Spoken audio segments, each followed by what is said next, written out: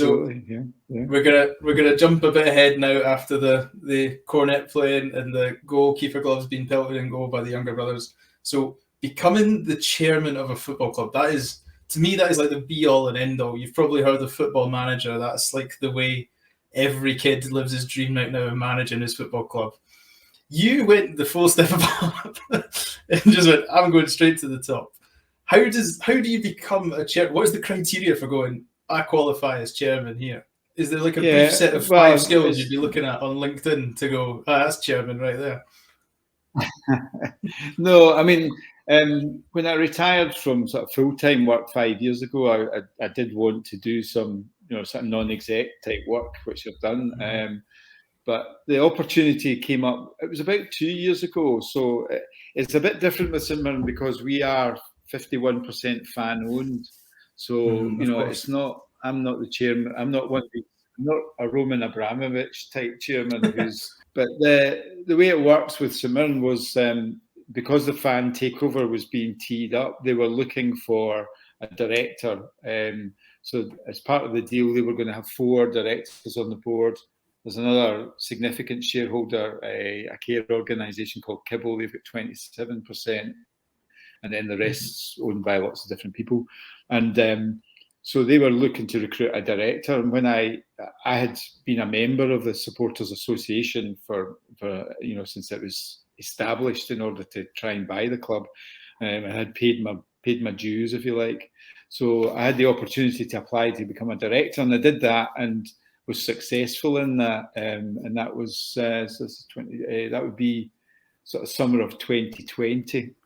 So I joined the board then, and really that for me was just amazing. I had never anticipated becoming the chairman at that stage. For me, that was kind of, I had reached nirvana, just becoming a director of the club that I'd supported for 50 odd years.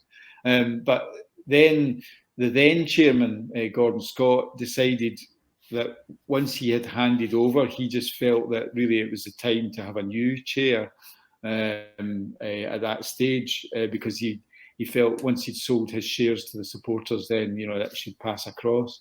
And the Supporters Association decided that they thought I would be the best candidate, and so Gordon nominated me, and that was then just carried through at the board meeting. So it was as simple as that, really. I never thought I would be the chair. I never really sought to become the chair, but that's what's happened, and I'm absolutely honoured to do it, and it's a fantastic thing for me. My dad, who's still alive and still drives best part of 100 miles to come to games each way from Stranraer to Paisley. He's hugely proud of it as well. So it just was a bit of serendipity, and here I am. So. Wow. And enjoying most aspects of it. There's certain aspects of it are a lot more onerous than perhaps I anticipated, but it's fascinating. And since I became chair, we've had to change our manager, change our chief exec, because of Jim Goodwin, the manager, went off to Aberdeen, so we had to recruit a new manager, and then the chief exec retired, and we've had to recruit a new. So there's been a lot going on in the past 9 months or so since I became the chair. So you got all the fun jobs right from the off, did you? Well, yeah, it certainly seems to have happened that way. But it is absolutely fascinating, and getting the chance to meet the backroom team and the team manager and players and all that sort of stuff is just it's the stuff of boyhood dreams, really. So I'm delighted to be involved, and as long as I'm adding some value and people want me to be there, then I'm very happy to help. I was about to say the exact same thing, that I was going to avoid the boyhood dream cliche, but like you said, just not only that, but in a majority fan-owned club as well, getting that nod of approval, from the former chair in the Supporters Association.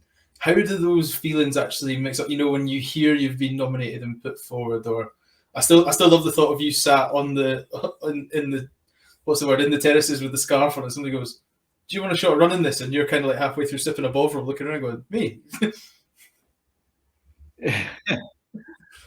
Yeah. Yeah, but yeah, it was a mixture of kind of almost incredulity, really, and excitement, and I think also, you know, you go through a bit of a cycle. It's like one of these learning curves. You know, you then begin to say, well, actually, am I up to the task as well? You know, so there was lots of emotions, and whilst the board of the Supporters Association had recommended me, it still had to go through a vote of all the members. So, you know, so there were various hurdles to get across and get over. But, you know, having done all that, then, you know, I'm giving it my best shot, and we'll see how I'll be judged in history, I guess, in due course, whether I was a good chairman or not a good chairman. But it's certainly, it's really, it's, as I said, an honour, and you know, I am thoroughly enjoying it. Well, as an outside man looking in, it looks like you're doing a good job. It's a very, very prosperous club. I'm impressed. So you've got my vote of confidence if you ever need it.